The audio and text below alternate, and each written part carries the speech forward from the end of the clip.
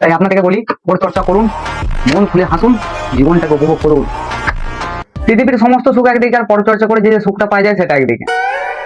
আমার তো একটাই কথা, খাবো দাবো, পরিচর্যা করবো, ব্যাস জীবনটা ভাবে কাটিয়ে দেবো। তো যদি আপনাদেরও কারো গ্রামে বাড়ি হয়, আপনাদের কোনো পার্লামেন্ট, না পার্লামেন্ট না, মহিলা সমিতি, না মহিলা সমিতিও না, অ্যাকচুয়ালি পরিচর্যা করা একটা জায়গা, পরিচর্যা করার জন্য মহিলা সমিতিরা বসে, মহিলারা। তো সেই নিয়ে কথাগুলো ভিডিওটা দেখতে থাকুন, আশা করি ভালো লাগবে আমাদের। অঞ্চল চালাচ্ছে প্রধান, অঞ্চল চালাচ্ছে প্রধান, আর পাড়া চালাচ্ছে মা কাকিমা নামক কিছু উপপ্রধান। এখানে সমস্ত রকম আলোচনা হয়, এই পার্লামেন্টে সমস্ত রকম আলোচনা হবে। এই যেমন ধরুন,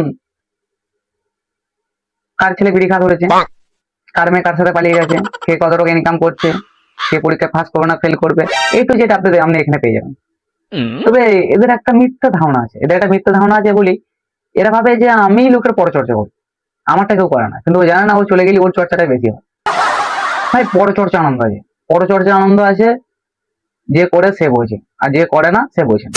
ছোটবেলায় শুনেছিলাম সঙ্গ দোষে বিগড়ে যাওয়া, মানে যেমন সঙ্গ রাস্তা এখন চলাফেরা, কিন্তু এখন সেটা বড় হয়ে বাস্তবে দেখছি।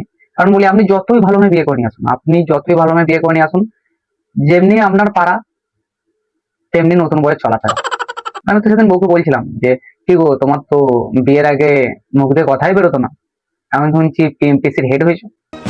সেখান থেকে মা বলছে, ঠিকই করেছো, তুমি আমার বৌমা, তার তুমি একটা প্রমাণ দিয়েছো।